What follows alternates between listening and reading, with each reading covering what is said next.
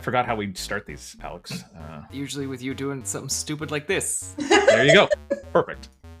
Hello and welcome to Deep Cuts the Game, the movie trivia podcast where I give my three guests three movies and they try to come up with the most random, obscure, or minor actors from those films. The deeper the cut, the more points they get. I'm your host, Jeff Penn, and with me as always, the human equivalent to stepping on a piece of Lego, Alex Young. Rude. That one is rude. That sucks. That was a good one. I like that one. It was clever, but also fuck you. Welcome to the show, Alex. How are you doing? Better 5 seconds ago. No, I'm good, Jeff. It's my favorite season, not summer, because you know I hate. Oh, it's blockbuster movie. You're right. Were you about to say award season? Because that you like listen, what am I, Moira from Schitt's Creek? Listen, there's like 3 times a year you go, it's my favorite season. Fall is your favorite season. That is my actual favorite season. Award season is your favorite season for films. And then you also love blockbuster movie season. Summer movie season. It's a good time. Because, as I'm sure you are aware, like every week, there's at least one good release coming out. Usually some sort of big blockbuster tentpole, like you said. But there's also a bunch of smaller indie films, like Sorry Baby is coming out soon, and Together, and all kinds of like weirder indie stuff that'll be playing depending on the size of your city. Which is always a great time. However, with big movies, Jeff, comes big crowds. And you know what I hate? People. So I was at a screening of Ballerina a couple weeks ago. And I need to talk about the woman that I was sitting beside. Not Sandra, who was sitting on the other side of me. She was great. Very quiet and respectful during the movie. But this other random person, who I would like to add is like a full-grown adult human being. Not a child, a child is kind of the end of the list, but she had a cough. And that, like, don't come sick or wear a mask, whatever. I wear a mask still in movies, but that's another story. This lady tried to hide her cough the whole time. So what kind of cough? Yeah, are we talking like a... Without the shirt, yes. The entire movie was... of like just the and I almost want to be like, just do like one big one and you're good. But then she was also shoving, and I'm not exaggerating, shoving popcorn in her face while she coughed, and it made the cough worse because it was like a Josh Brolin in Inherent Vice situation where he eats the bananas until he gags. It was that, only not funny because it was super annoying. So she's shoving popcorn in her mouth and coughing, which is making her cough more. And then she has pop that she's drinking also to try and make it better, which, surprise, made it worse because that is a thing that's bubbly. So it was literally like for like 2 hours. It was driving me crazy. And at one point, her partner or boyfriend, whoever she was with, was like, babe, have some water. And she's like, I don't like water. And I'm like, first of all, everybody shut up. Second, you should have water. And it seems like you might die. Are you okay? What is happening? There's no air in your lungs. It's currently all salt, butter, and Pepsi. You need some water. Anyway, that was my my last like major theater experience, Jeff. And I'm not excited for the crowds for everything else for the next like 7 weeks. Well, Alex, you need to come out to where I live because I went to the next town over because I wanted to see Life of Chuck this weekend and had to go to a smaller theater because for whatever reason, that was the only one playing it near me. And there was me, my wife, my son, and 2 other people sitting behind us who they were very quiet and no issues with them. But in a theater of like, I don't know, 80 seats, we had bought our seats like middle, 3rd row from the back. They bought right behind us. And I was just kind of like, could you have, gone over to the side or gone a few rows in front? Like there would have been plenty of room if you'd gone like 3 rows in front. And we would have known, they were perfectly fine. And we chatted after the movie about the movie because I was like, that was Mia Sarah. I didn't recognize her the whole film. I wish they bought seats on either, like they split the group and just flanked you guys on either side. But also, speaking of your area, that's where I saw the most recent Mission Impossible with my mom because we see all Tom Cruise movies together because we're cool. Not as cool as Tom Cruise, but like maybe a close second. And again, just like last time in that Pickering theater, this couple brought children, which don't bring kids to this movie. It's 3 hours long. They're not going to care about it. I barely cared about it, and I love this franchise. But like the boy beside my mom kept talking, and the mom kept talking to her until my mom like fully didn't just shush her, but like shamed her. She's like, "Excuse me, you're being very disruptive, and a lot of us are trying to enjoy this movie." And I'm like, my mom is the coolest, and I am absolutely my mother's son. And then their daughter, who was like 4, because it's those reclining seats in Pickering that you love so much. She kept moving them. She reclined it, then flipped onto her stomach, was like sitting like this, but away from the screen with her feet in the air and no shoes. So you, out of the corner of your eye, could just see socks going back and forth for 45 minutes. Hey, everyone in Durham, get sitters if you're going to the movies, or don't go, because we hate honestly, it, and my mom will shame you. That movie theater is so expensive. You could honestly hire a sitter for cheaper than it was to bring your kids to the movie. So it's getting to that point where you're like, hey, listen, I got to take the kids to the movie. The sitters are so expensive. But now, like, it's like essentially $30 to go see a movie. You might as well get a sitter for your kids. Alex, that's enough of that. And by that I mean you. Just full of it tonight, Alex. I'm super tired. Let's bring in our guests. Today on Deep Cuts, we're joined by a powerhouse creative team, filmmaker Stephen Parkhurst and writer Oriana Schwindt. I should have asked how to pronounce your last name, too. I was not thinking ahead. Nailed it. Hopefully, nailed it. All right, perfect. Well, we're Canadian. We got a lot of hockey players and stuff like that, so we're used to pronouncing different nationality names. So that's where that comes from. Their new indie horror feature, Sight Unseen, dives deep into family secrets and isolation, marking an impressive leap from short films to the full-length storytelling. Together, they're crafting bold, original stories, and we're thrilled to have them here. Please welcome Stephen Parkhurst, and I'm going to say it again, Oriana Schwindt, to Deep Cuts. Welcome to the show. Thank you. And we I'll add that in after. Don't worry about it. Yeah. We got to get like your whole spiel you just did like in writing. That was really good. That was great. The one time we were on Brantley's podcast. Brantley also, did a great intro. But I have a nightmare theater experience, which was when we went to see The Zone of Interest. Oh my God. That's right. And it is, a sort of art house theater in New York City. And there was a guy who was eating hard candy the entire movie. And like, so unwrapping, just like, it's this movie that is all about the sound design. And in the midst of, the sounds of horror, it's just... oh my God. Just like the worst ASMR at the worst possible time. And like a very respectful, quiet audience, it's a packed theater. Everyone's really into it. And then just the crinkling and the crunching. There was that, and then more recently we went to see The Boy and the Heron, and again at another art house theater in New York, and it's a smaller theater, pretty full, but there's some space in front of us, and this family comes in 10 minutes after the movie has started, a dad and like 5 or 6 kids, bunch of kids, and they just start taking selfies. So the firebombing of Tokyo is happening on the big screen. And they are... That's a Kodak moment, I guess. Right? And I don't know. Am I... are swears allowed on this podcast? Oh, yeah, for sure. So normally I don't want to swear around kids. That's not the kind of guy I am. But they were... this was aimed squarely at the dad. But like, they were the row in front of us. And finally, after like a couple of selfies with like the flash, I was just like, are you fucking kidding me? And he did stop. They did sit down and like they were quieter. And I felt bad, swearing in front of the kids was also like, this isn't like the Minecraft movie. This is, a Miyazaki, like Tokyo's being firebombed. Just come on. Come on, get with it. So anyway, even in the art house theaters, it doesn't have to be like the, Yeah. I mean, I had it for Oppenheimer, and I was in like the VIP theater, where like they bring you drinks and stuff beforehand, and you're sitting there, and there's a woman every 5 minutes checking her phone.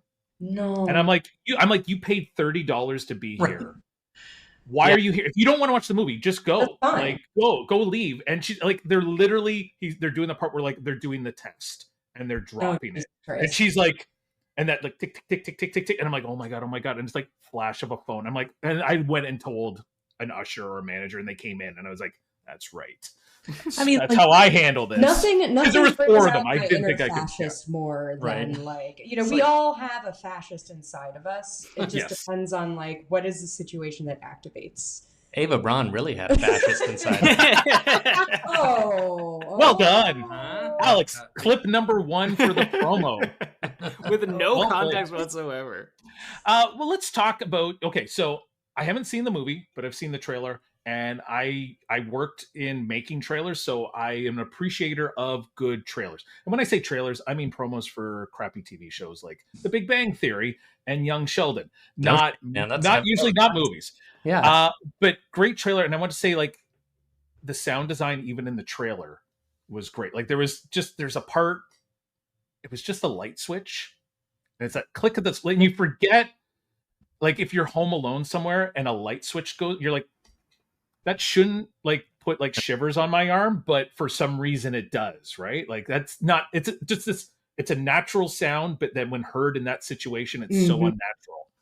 So very quickly, that light switch. Our sound designer Tyrell Massey, who is out in Washington State, he was fantastic. Yeah. So interestingly, it was actually a pull cord light, like a chunk kind of sound at the actual cabin, and that's what I had originally in the cut. And then he replaced it with just a classic light switch, and it was like so much better. I was like, oh yeah, of course, because everyone knows what that sound is. So shout out to him for doing that. And I was going to say the one other thing in the trailer that got me, and once again, it's such a simple thing, but it brings you back to childhood, is that slow look under the bed, which even to this day, like, hey, I can look under my bed during the day, no problem. But the sun goes down, and it's like, even with all the lights on in the bedroom, it's like, I think there's something under the bed, and it's like, well, we'll look in the morning. There's a little gremlin. I will not stand for more than a second or two at the edge of the bed because I know, obviously, something's going to grab you. It's going to grab me. Yeah. 100%. Every time. It's usually me under there. I like the image of Jeff leaping into bed like when we were kids, where you take a running start, and then as soon as he's in bed, it's like apnea machine goes on, other adult things, and then we're safe for sleep. Isn't it the Cujo movie where the kid is turning the light off and he's running? Like he's got it timed. It's like light switch, run, jump kind of thing. I feel like it's Cujo, but I have not seen that in a long time. And I think that happens in another movie too. Okay, I don't remember what it was, but yeah, it's a classic move. And it's off track, but Luther, the TV show Luther. Have you guys seen Luther? There's a whole episode where the guy is under the bed, and the woman gets in, shuts off the lights, and all of a sudden you just see a hand come up. Yes. And I did that to my brother when I was young. I had much older brothers. There was 3 of us in one room. A big room. We all had our own beds and everything like that. But my brother got up to go to the bathroom at like 11 o'clock or something like that. And he was quite a bit older than me. I think he had moved back into the house for a bit. And I went and I put pillows under my blanket and then went and laid under his bed and waited like 10 minutes for him to like kind of fall back to sleep. And then just hand up from underneath.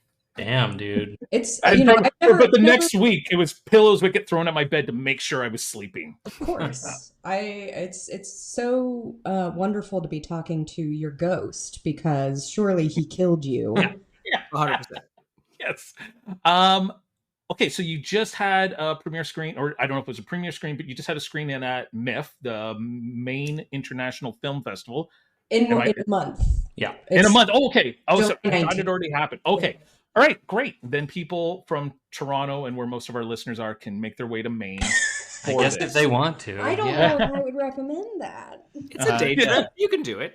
It's from Toronto. It's a long day trip. It'd be a haul. I think you guys shouldn't encourage us. Maybe You should not be coming. you can make it from Montreal in a day. Right now. Okay. Also, okay, so there goes all my follow-up questions for that, but that is okay. Let's talk about your inspirations for this film. Like, so have you worked a lot together? You're a couple, but like, how has your working relationship been up to this point? Terrible. Well, we had our first date, and I was just transitioning from being a journalist to hopefully writing for television at that time. This was 2019, and we had talked about, Steve told me he did shorts, and I had just finished a pilot script, and it was that litmus test of like, okay, like we really like each other. This date was amazing, but are we good? Like, is our art actually good, Yeah. or am I going to have to spend the rest of my life pretending? And she's done a Oh great yeah, job. these are great. It's tough, but She does I'll get my lifetime Oscar Right. honor at Yeah, some point. a screenwriter and an actor. No, yeah, like I read her script and she watched my short, and I think it was like kind of individually just a huge relief. Huge relief. I was like, oh, because I've read scripts from friends before. I'm like, oh boy, okay, Let's compliment Sandwich. Yeah. Yeah. yeah. And reading that was like, oh no, she's actually like talented. Oh, thank God. She might actually be able to do this. And we haven't really yet. Well, I have a deal. You do. I have You a do. pilot at Warner Brothers Television. Nice. Will it ever be made? Probably not. But it is there. They did pay me to write it. Just so floating that's around in something. Burbank That's somewhere. something. But then it was I started helping you with your shorts. Especially during the pandemic when Yeah. we were just like making stuff on our own. We were out in LA for a couple of years, and LA was weirdly fertile we both hated it, but we made a bunch of shorts there, and it was all kind of based on around how miserable we were. So I hate that, like, oh, you have to be miserable to make great art. I've never really believed that, but No. it kind of worked. So can't argue with the results. Yeah. But then we came back back to New York, and we knew we wanted to do a feature because shorts, it was just like sort of diminishing returns. Nobody really cares. Nobody in the industry cares if you've made a short. Sorry to everyone who. I love shorts. I wish it was like a viable way to, make a living and actually be able to keep doing it. I think it's a good form, but it's just like if you're trying to get ahead in your career, there's a hard ceiling. Yeah. And so we knew we wanted to do horror because like that's the easiest to sell. Yeah. Like it sounds cynical, but Well, and so we had gotten married out in LA during the height of the pandemic. It was just us and like two other people wearing masks. Yeah. On a beach, and we had money that we were like, well, when this is over, when we can, we'll do like a proper wedding. We'll have like the great reception and all that. And then as time went on, it was just like, I had the deal with Warner Brothers, but like everything moves so slowly in Hollywood that it became so apparent that no one is going to just give us money, even a few $100,000. Yeah. No one is just going to hand us money to make a feature. So we were going to have to do it ourselves. Yeah. And so we did. And like, I love horror. I've loved horror since I was, a teenager, basically. And so we always kind of I always knew I wanted that to probably be the first genre I tried if I ever got a chance to make a feature. It's the best DIY genre, I feel like. It's a great DIY genre. It's very forgiving fan base, like, compared to pretty much anything else. Yeah. Yeah, because I got to think like comedy might be the toughest one. Yeah. Because like everyone's got a different sense of humor, and you got to get a certain type of actor to do the role. But yeah, like horror, like I think even in high school, like when I was in English class, we got to make a movie, and everyone made horror films because it was you pretend to cut someone's head off, and you're like, it's awesome, and perfect. It is interesting too because both horror and comedy rely on the building and release of tension just in very different ways. Yes, that awkward kind of. Yeah. I'd love to do a comedy at some point, but I also feel like you need to be like just a better filmmaker. Like horror is a good like training wheels kind of genre where like you can try stuff out, kind of figure out what you're doing, and then comedy is like, okay, I know what I'm doing. I can actually like, be a little, I don't know, more prepared, more professional. So maybe next time. But for now, horror. Yeah. I wanted to ask you about your casting because it's based on the trailer. It's predominantly the three siblings doing the bulk of the acting in this film. So when you're casting something like that, and Alex knows this for a fact, I'm a real stickler about stupid things in movies. I appreciate the fact that your casting looks like they could be related.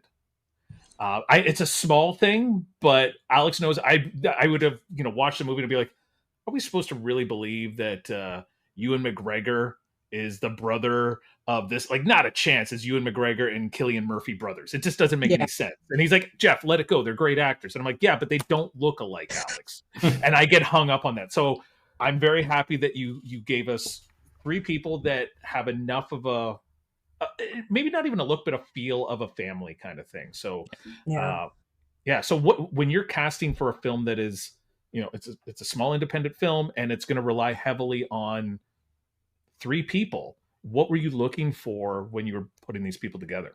I think we really lucked out because Daniel, who plays Dustin, Daniel Burns, he was in a short that we had done out in LA, and he was great. He had sort of a T-1000 vibe in the short, and it was like, oh, this guy, we gotta like get him in something else. And so we kind of built the script around him. And then the middle sister, Kelly Spill, I wanted to work on another short with her years ago, and it didn't work out. And so I'd always wanted to work with her. And then Lauren, we just found Lauren Pisano. Yeah. We just found on Backstage.com. And it's really interesting, too, because, like, Daniel is, like, blonde and blue-eyed. Kelly is blonde and blue-eyed, but has softer features. And Lauren, it has, like, a darker complexion, which helps in, like, she is sort of the odd one out is the dynamic. So she has this sort of darker complexion, but has similar bone structure to Daniel. Yeah, they're both. Yeah, you can see there's like an in between. Yeah. Like, this is 1, this is 2, stuff. this is Yeah, they're very, very tall and attractive, and she was.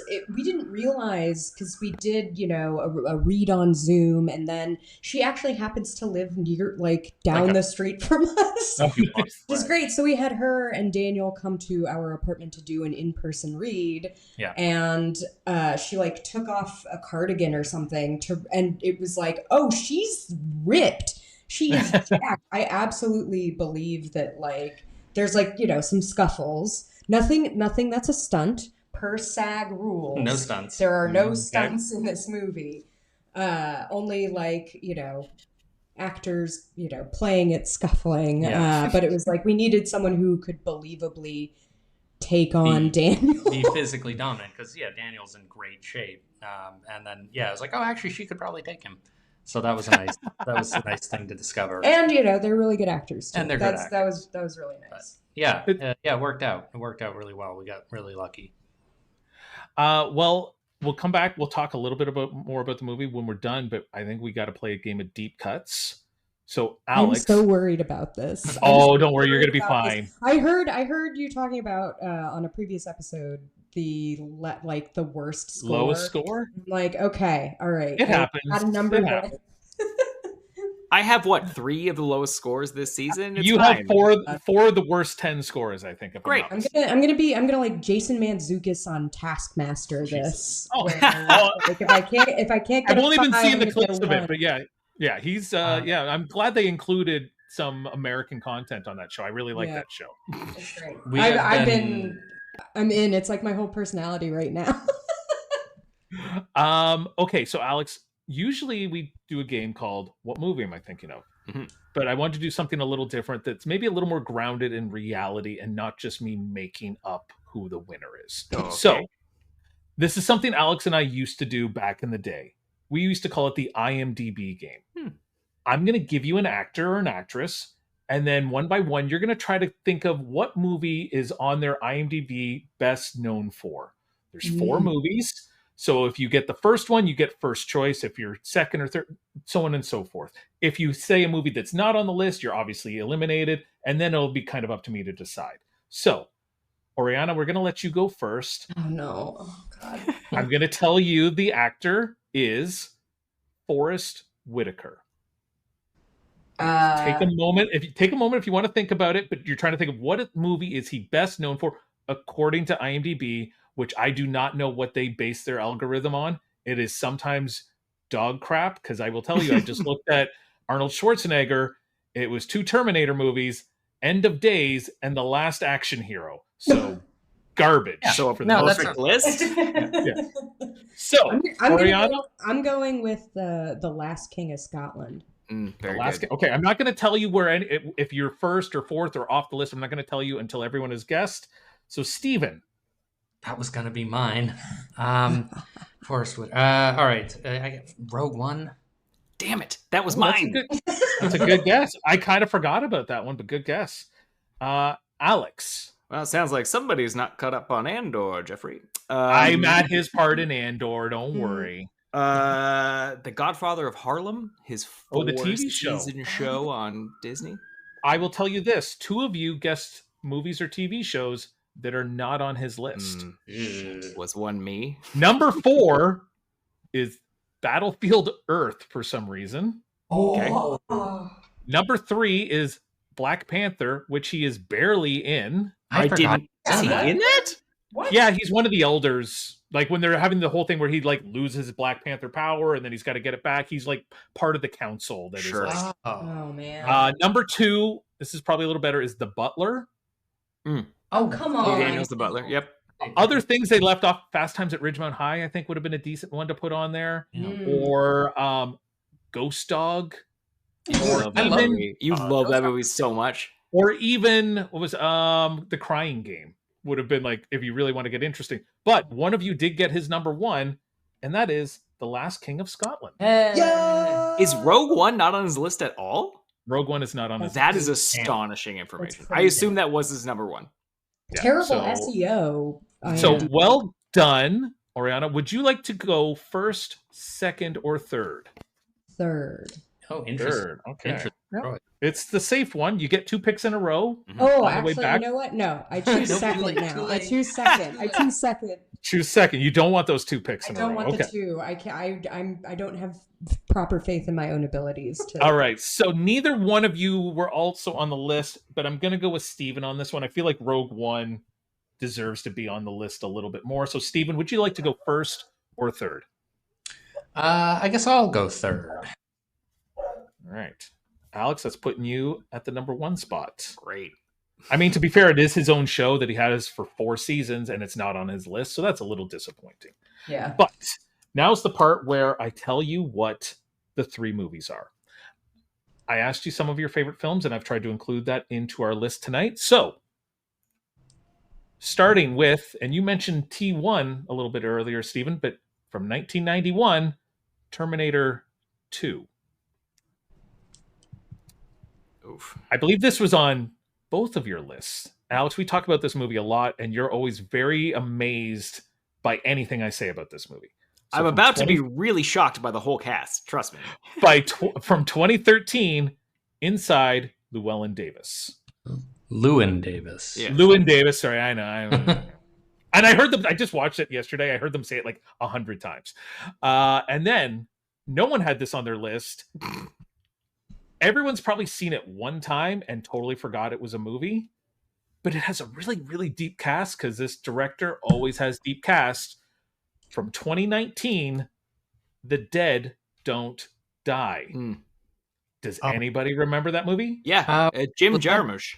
Jim Jarmusch. And I will tell you this right now, a little spoiler. There are no Jim Jarmusch cameos in this film. Okay, I know sometimes he puts himself in his film. He's not there. Don't waste a pick on it. While you're writing down some names, thinking about these movies, let's hear a word from our sponsors. Movie buffs and collectors, this one's for you. MoviePosters.com offers an incredible selection of posters for every taste, from obscure indies to your blockbuster favorites. Want a poster for The Longest Yard, the good one, or the Adam Sandler one? They've got both. Charlie and the Chocolate Factory, Willy Wonka, or just Wonka? They have all options in a variety of sizes. Go to MoviePosters.com and use the promo code DeepCuts15 to get 15% off your next order. We are back with Deep Cuts the Game. We're with Stephen Parkhurst and Oriana Schwindt. Hello. Creators of Sight Unseen, not to be confused with a TV show on a Canadian network with the same name. Is it Canadian? I thought it was British. No, it's very Canadian. Very Canadian. Oh, shit. CanCon. Okay, so we have 3 movies tonight. We have the 2013 side, Inside Llewyn Davis. Yep. Lewin. The 1991's Terminator 2 and the 2019 The Dead Don't Die, which has a very bad IMDb score, but I just watched it and I just think people It's not great. It's not great, and I understand it why it maybe doesn't have the cult following other Jarmusch films have, but it's not terrible. Like, it's got some good parts. I like all those the are weird meta jokes in it. Yes, there are. All right, 3 movies, 3 guests. Alex, you're first. What's your deepest cut? Well, I'm going to take one of the crossovers off the board. I don't know how many there are. There's at least one. There's only one, Alex. I'm going to take it. Because speaking of meta jokes, there's a Star Wars joke in it. So I will take Adam Driver. Oh, yeah. I figured. Adam Driver for 2 points in The Dead Don't Die. Yes, but he's also inside Llewyn Davis. Yes, where he is worth 6 points. Great. So it's the most points I will get. Adam Driver, the hunky guy that gets talked a lot about on Last Week Tonight with John Oliver, for a total of 8 points, Alex. And he does the best moment in Inside Llewyn Davis with the outer space. When the lead is looking at him, he's like, what is this guy doing? Like, when he's getting warmed up with his vocal exercise, he's like, I don't know what we've gotten ourselves into. I love it. That's a good movie. That's a good movie. Oriana, what is your first cut? All right, I'm going Inside Llewyn Davis, and I'm going F. Murray Abraham. Ooh, that's a good one. That is a good one. Because I had written down, like, I write down all the cast, and then I watch the movie, and I try to determine how many points there are. And I was like, when is he showing up? Mm-hmm. He's a pretty notable actor. He does not really show up, and he's really in one scene, so he is worth 13 points. Oh, great! What? Wow! So don't worry, you're doing great. If you can keep pulling names like that or that quality, you're gonna be. Oh, I know. Unfortunately, I cannot. You should see what this. Piece The rest of them are. Yes. I realized like halfway through writing people down that The Dead Don't Die is not Only Lovers Left Alive. That would have been a good one. Yeah. I'd be like, who are you talking about? Like, yeah. So that'll occur later on. Okay. Steven, you get 2 in a row right now. So what is your first deep cut? Okay. First deep cut is from Terminator 2, and I do not know her name. Okay. She is John Connor's stepmother, who is also in Aliens. Yes, she is. Super jacked Marine, space Marine. She gets killed by the T-2000. And then looks like him. Yeah. While she has her metal arm stuck through the milk jug. Mm-hmm. Her name is Jeanette Goldstein. Yeah, you're correct. She is one of the Marines in Aliens, and she's also in Near Dark. Is kind of like her other. Jeanette Goldstein for 14 points, my friend. Okay. And then you kind of see how it works. Like, we didn't even know what her name is. So that's why she's worth more than F. Murray Abraham, who people are still probably going, who's F. Murray Abraham? But once you see him, you're like, oh, I know that guy. Wait, Cy Abelman? No, that's the other guy. That's Fred Melamed. yeah, totally. Steven, you get your second deep cut. Okay, so I'm going to go with Inside Llewyn Davis, and I'm going to go with Garrett Hedlund.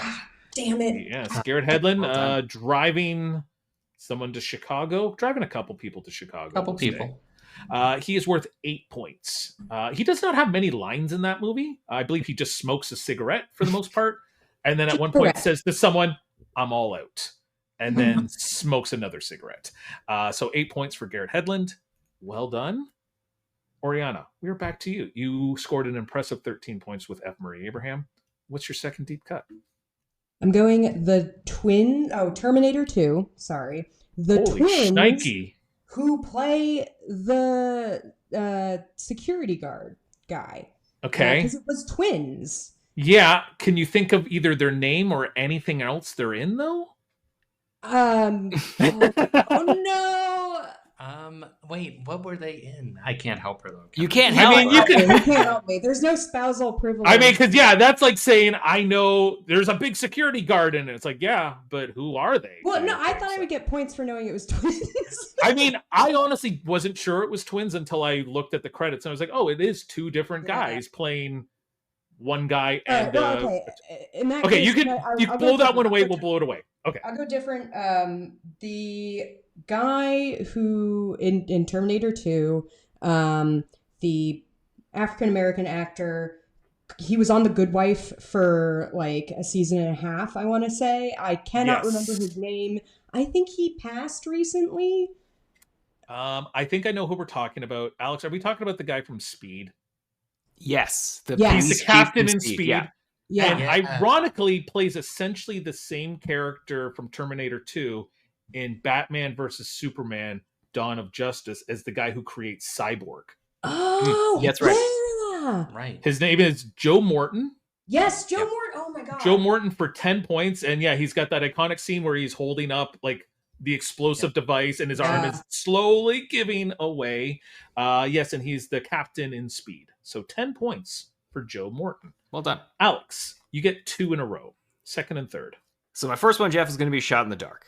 Because I know You're going early, Shot in the Dark, eh? they're already killing me, Jeff. They are doing quite well, yes. So I know with certainty he's in this movie. However, it is a deleted scene. So he may or may not be credited on IMDb. It's in like the extended cut and it's on every DVD that exists. Okay. But there's a dream sequence early on in Terminator 2 where Michael Biehn makes an appearance. Is Michael Biehn credited in this movie? I believe he is. You're going to make me look this up. I'm going to make you look it up for sure. Or you could just give me the points. That's fine too. We don't need to confirm it. I mean, because there is, when I go to IMDb, there's Terminator 2 deleted scenes, and then there's Terminator 2 Judgment Day. They're separate. So they're separate things. And when I went through the cast, I didn't necessarily see his name. How do you spell that? Bean? Is it B? Is he the? It's like Beihn. Is that right? Yeah. Oh yeah. Michael Biehn. Yeah. Yeah. And he's not coming up, Alex. All right, fair enough. I'm sorry. Shut it up. Look, again, I know that he's in it without. Let me just make sure he's not in like some extra uncredited. No, he is not there. Alex. All I'm right. sorry. Well, that's some bullshit, Jeff. In that case, I don't know. Give me Danny Glover in The Dead Don't Die. He is, yes, and he does die. He becomes a zombie. So Danny Glover for 8 points, Alex. Really wish I'm I'd never loving watched- these 8 points. Right. I am. That is a real Achilles heel right now. Oriana, we're back to you. You're doing very well. What is your third deep cut? It isn't a deep cut, but I just need some points. I just need Edward Furlong from Terminator 2. You know, Edward Furlong. Edward Furlong Ooh. for 2 points. Yeah, you know, I look, just got to get on the board. That was his first acting credit, eh? Is that true? That was it. He was found at some like kids like youth center. The casting director saw him and thought he'd be perfect for it. James Cameron didn't want him. I got to agree with James Cameron. Yeah, I feel bad making fun of a child actor. Like it's his first movie. That's his fault. None of that's his fault. But yeah, I wonder like who. I was trying to find like who else was in the running. Like was there a Leonardo DiCaprio or something like that they were maybe looking for? But yeah, it's a lot of movie to carry for a kid. He's good in American History X. I thought he was well cast Yes. in that. He is like once he kind of came into his own. I also feel like the general I love Big Jim Cameron. Love, great director. I think his weakness is child actors. He doesn't. He's no Spielberg when it comes to directing. Getting the magic. Yeah. For whatever reason. And it could also be. I wonder if it's some of the script. Like you go back and watch that movie now. Some of the dialogue that he gives is just like nobody really said. It's Bart Simpson. Yeah, he's basically told to be Bart. Yeah, very much so. And it shows. I stole that from Steve. Steve has said that for years, and I just stole it right out from under him. I stole that from somebody else. I don't even know who, but I was not the first person to think of that. Steven, you get your third deep cut, and then we're going to give you a midway point breakdown. So what do you got? So I feel like I'm just a step behind you here. We just got to come up with something. I got to go with Inside Llewyn Davis and Justin Timberlake. Justin Timberlake. And what hasn't he been in? What was the one? Oh God, it was terrible.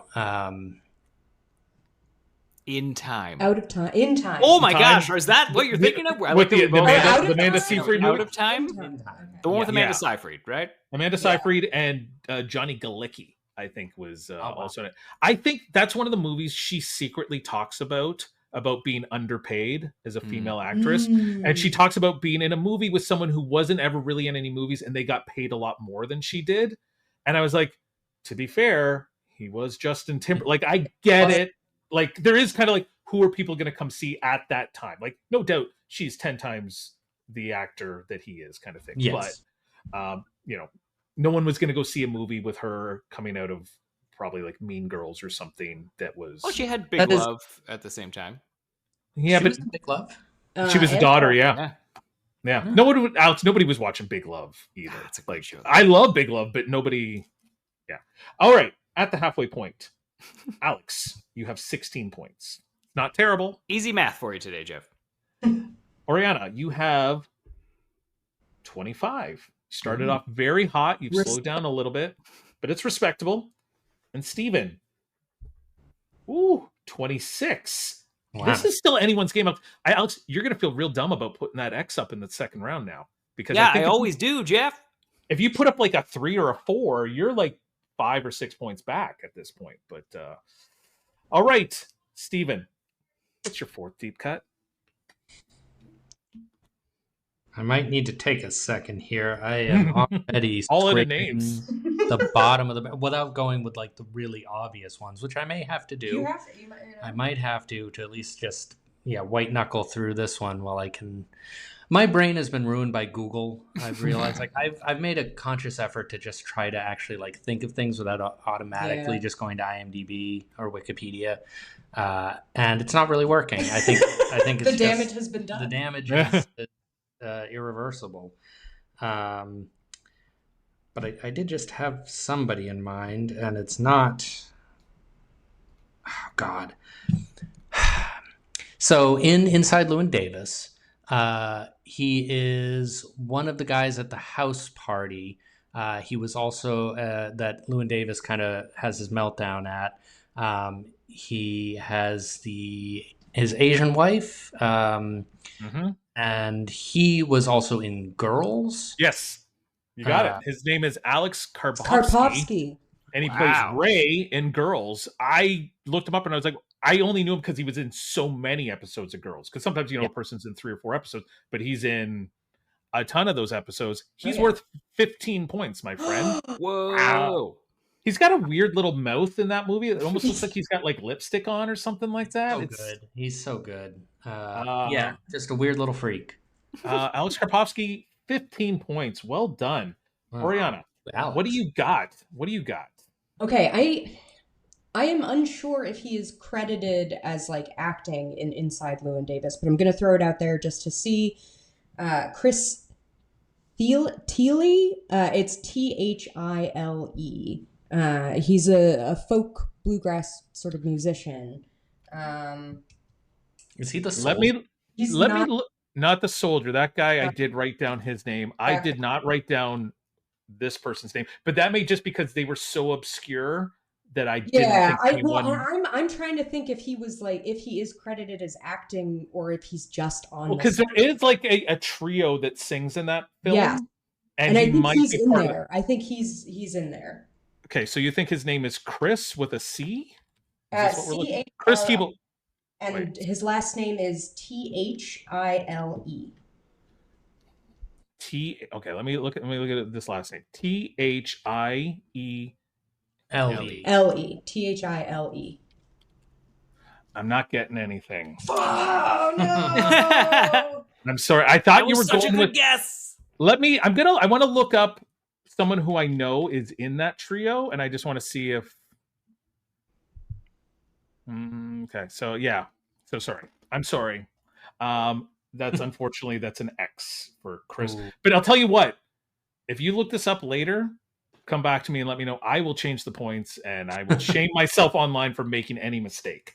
Alex, what is your fourth and your fifth deep cut? I mean, not as good as anything they've come up with in the last 2 rounds. I scraped the bottom of the barrel, and by that I mean like the top of it.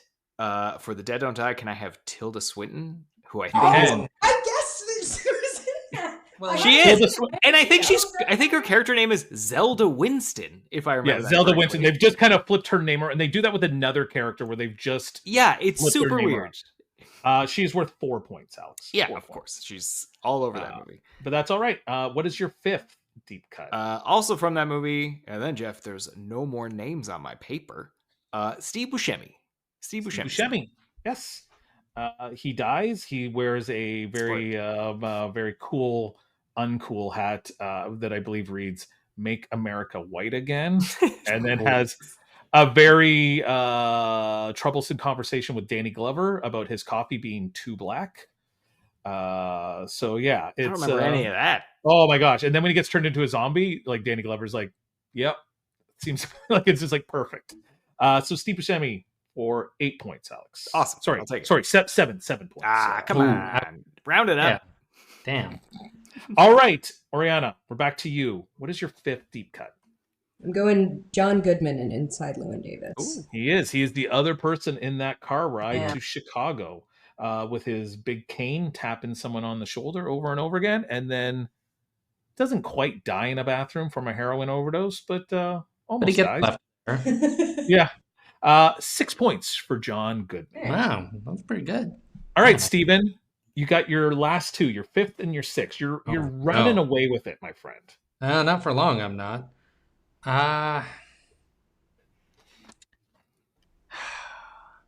We can edit out all the silences. Oh yeah, don't worry. Yeah, No, keep yeah. that. The side. episode ends up being 23 minutes long once we're done. Yeah. Good. I feel like I'm going to go with either just both of them are going to be worth like 1 point. I mean, the T-1000. Why can't I even think of his name? Oh This my is God. what I mean. I know Or his anything name. he's I in. know his Anything name. he's in. Me too. Oh, X-Files. There you go. Yes. Also Yes. Robert Peacemaker. Patrick, brother of the lead singer of Filter. Really? Brothers. Yeah. Hey man, nice shot. Yeah, that's his brother. That's his brother? Do you know who they originally wanted to be Robert Patrick's character? No. From what I read, it was Billy Idol. But he had Really? a motorcycle accident and couldn't do the part, which ironically, he rides a motorcycle so much in that movie that, but yeah, I could be wrong. It's just something I read. He is worth 3 points, worth more than the other 2 leads because, hey, we couldn't remember his name, right? I can't even- So 3 points for Robert. I'm ashamed of myself for not remembering his name. What's he on now? Peacemaker's He's kind on of his big Peacemaker. part. Yeah. Peacemaker right now. Which All was, right, season 1 was pretty good. I like that show. Yeah, it's good. Steven, you have one last one. I don't want to say it's out of reach, but I think if you put any points on the board, you're probably safe unless someone comes up with some really lucky guess. All right, I have the most obvious one, and give me 2 minutes to try and think of somebody else before I just go with him, because that'll bring shame to my family. I mean, I want to go back to the house party and Inside Llewyn Davis, but I cannot for the life of me think of anything Of any else. of the people there? No. Well, of anything else that they've been in. I am racking my Yeah, brain for yeah. the professor guy. The professor that's who I was remember trying what to else think he's of. been in. He's got one big credit, but yeah. Well, and I don't know what it is, so that doesn't count. Can't go with it. In the interest of us not being here all night, Bill Murray was in The Dead Don't Die, right? He was. He's the lead in that movie. He is the lead. Okay. He's never saw it. 1 he's point. That one feels point. generous, really.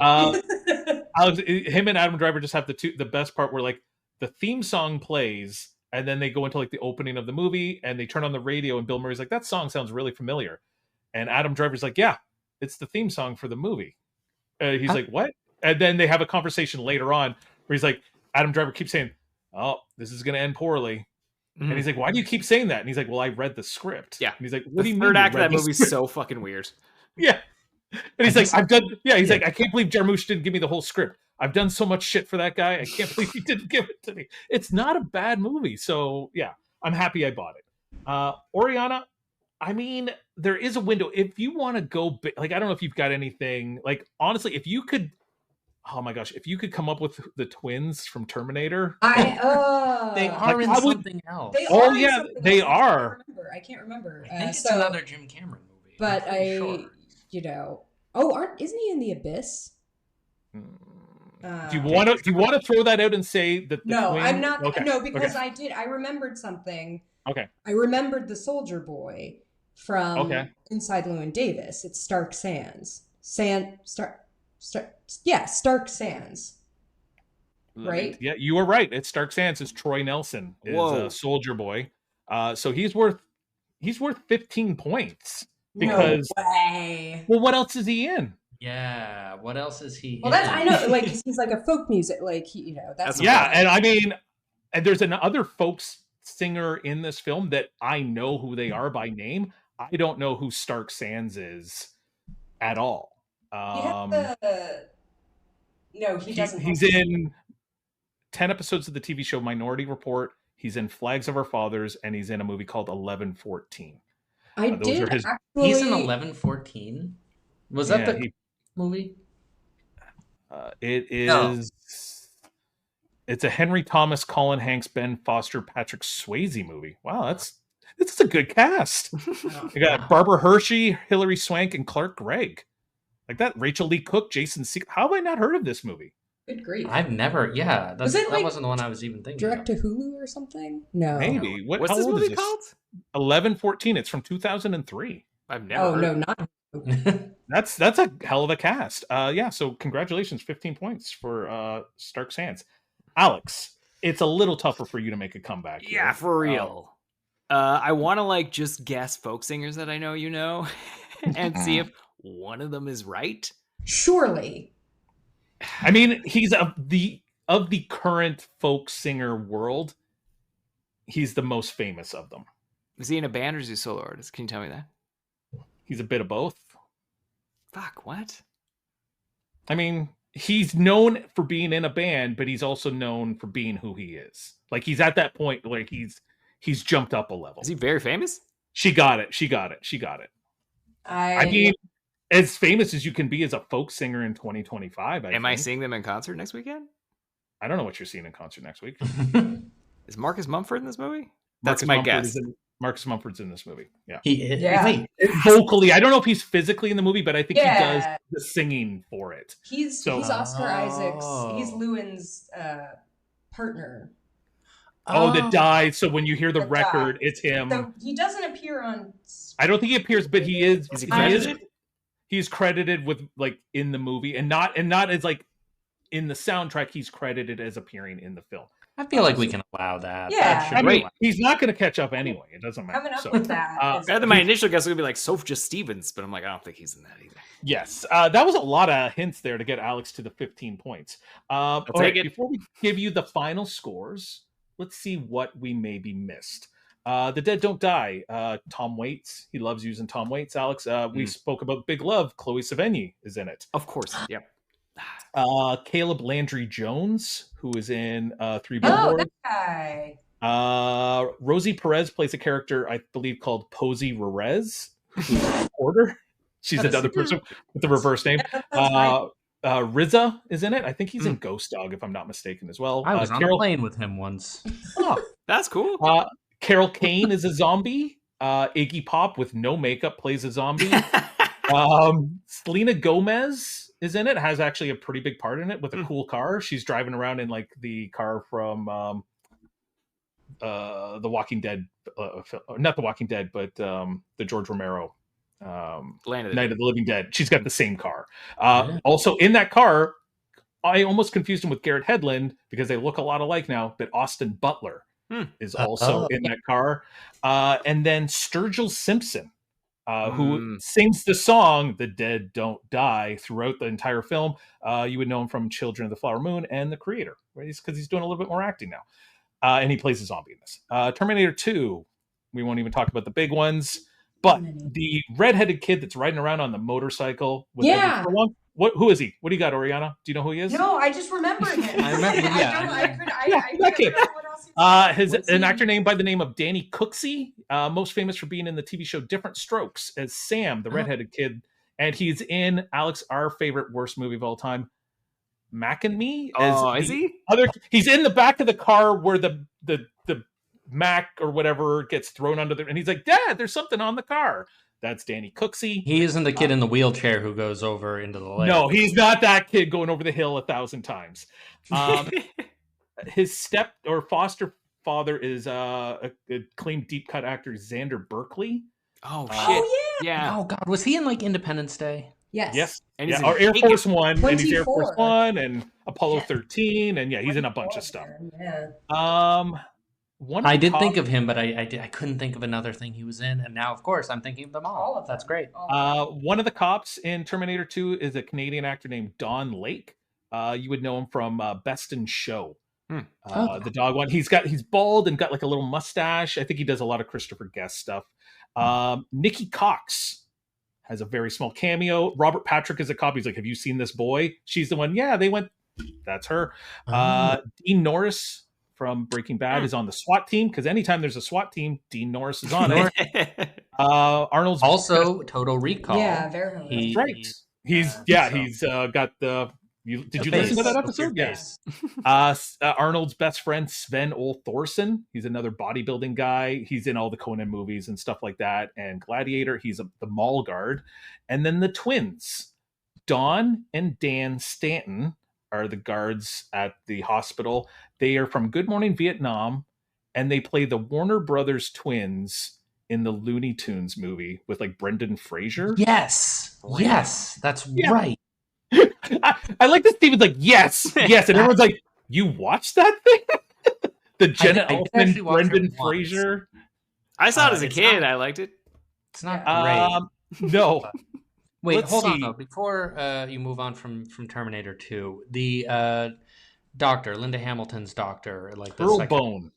What? Yeah, I guess he was in the first Terminator. He right? was, because he comes back and he's written a whole book about her, kind of thing. Oh, that was He's such a big letdown. voiceover actor as well, if I'm not mistaken. From Inside, Carey Mulligan, Of course. would have been worth some points.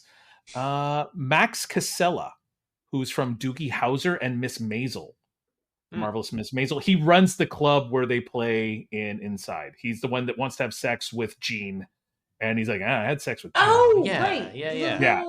The little Italian guy. Yeah. Yeah. He's Doogie Howser's best friend in Doogie Howser. Okay. That's about. This young kid named Jake Ryan. He plays Oscar Isaac's nephew. Doesn't really have any lines, but he is the love interest in the movie 8th Grade. He really likes chicken nuggets. And he was in Asteroid City, the most recent Wes Anderson film, He's as like the kid. main He's in the that? son of Jason Schwartzman, if I'm not Oh, mistaken. shit. And then the There's professor. a child crying in the There it hallway. is. Okay. Sorry about that. The professor you were trying to think of, his name is Ethan Phillips, and he's from Star Trek Voyager. He's a character named Neelix, and he wears like a lot of makeup. You would once you see him, you'd be like, "Oh, I've seen." I don't watch Star Trek Voyager, but you'd Right. probably recognize him. Right. So the final score. This is a good one, guys. We kind of helped Alex out there with that last one, but he did get to 42 points. Woo! I've done much worse before. Steven, you scored 1 point with Bill Murray. Yeah. Had you given me Carey Mulligan and gotten 4, or even Linda Hamilton and gotten 2, you would have gotten an extra point. You finished with 45. Oriana, that big pull of 15 points in the final round finishes you at 46. Whoa. Wow. So I feel we like have- Steve actually won though. No. I Hey, think, when we play I deep biffed cuts, we're all winners. I biffed it in the last round. A classic choke. Just couldn't get through. I can't believe I was gonna... ahead 28-3. That's devastating. So, Oriana, the big prize is a big bag and nothing, but we do Amazing. ask our winners, Always wanted. who would you like to suggest as a future guest on Deep Cuts Game? This could be someone you know. It could be somebody you don't know. We do like if they are alive. It makes it easier to try to get them on the show. This isn't like a dream scenario where like, who's 5 people you would have dinner with, alive or dead? This is one person who you think would be gullible enough to potentially come on the show and might have some fun with it. Oh my god, who would crush it out of our friends? Now, to be fair, like Matt Bronsford came on and crushed it. Of course he did. Brantley came on, and like they have the top 2 scores from this season. Brantley and Matt. That sounds Brantley, about right. man, Brantley knows so much. I mean, Yeah. it's that archivist brain of his. Yeah. He's a machine. Yeah, I don't want him back on. I don't want to compete with that guy again. No. That sucks. Oh, have you guys had Nick Schwartz on yet? Oh wait, it's Nick not my Sch- turn to even. Nick Schwartz. Nick Schwartz. Who's Nick Schwartz? What am I So thinking? he is amongst our group of friends, Bronsdorf and Brantley both know him. Okay. He loves horror movies. He loves pretty much all movies. He's a huge Shining buff. He has like weird versions of The Shining from like Japan and like old like Ghana. just old posters and stuff. But he's a big movie guy. All right, perfect. I bet he would go on it. He's also done a podcast. I think they're still doing it with Brantley. So I would, like, I guess if you want Either that, or you know who would probably do really well here is Ned Raggett. Oh, Ned would So I am on a Tolkien podcast, and one of my co-hosts, Ned Raggett, I think he would actually also just encyclopedic. Yeah, really, really encyclopedic. I love all this because I can just see how it's going. I'm calling in sick that day. Yeah. Perfect. Thank you very much for that. So, Sight Unseen showing at MIF. When's that happening? First and foremost. So the premiere, MIFS, stands for the Maine International Film Festival. It's in Waterville, Maine, home of Colby College. For people who would not know where the hell Waterville, Maine is, it's premiering on July 19th. So exactly 1 month from us recording this. I don't know when the episode. I think this will be up on Sunday. I think in my brain I saw that posting, and in my head was like, "Oh, June 19th." I'm like, "They're supposed to be on our podcast that night." That's really sweet of them that they're doing both things. It's a busy night for us, yeah. But so we get 2 screenings at MIF. So if you can't make July 19th at 9 p.m., but you can make July 20th at 3 p.m., we would love to have you. Yeah, and tickets are only $15, so nice and affordable. You know, it's not like going less to IMAX. than a lobster roll. No, yeah. So yeah, that'll be next month. We're pretty excited. So after that, it's you've just finished a movie, you're premiering it, and then of course everyone's like, well, what's next for you? So do you have other plans, or is this like, let's kind of take a break here, or where are you going? Oh no, we don't. We spent all our money on this movie. We need to make money. So yeah, we do have several scripts we have a couple that are complete that we're shopping around. Which is nice. They've had like good reception, but haven't sold yet. Yeah. There's one project that we love called The Taxidermist. It's very sort of gory, very slasher, sort of classic, but like funny. The killer taxidermies his victims. It's really about how difficult it is to make friends as an adult. So he makes his own friends. So we follow four friends who are 2 couples who are hiking through the woods and being stalked by the taxidermist, and it's a really fun time. So I'm really hoping that we get to make that next. That would be nice. But we'll see. Any other festivals after the Maine International Film Festival? Hopefully. We're waiting to hear back from a bunch of them right now.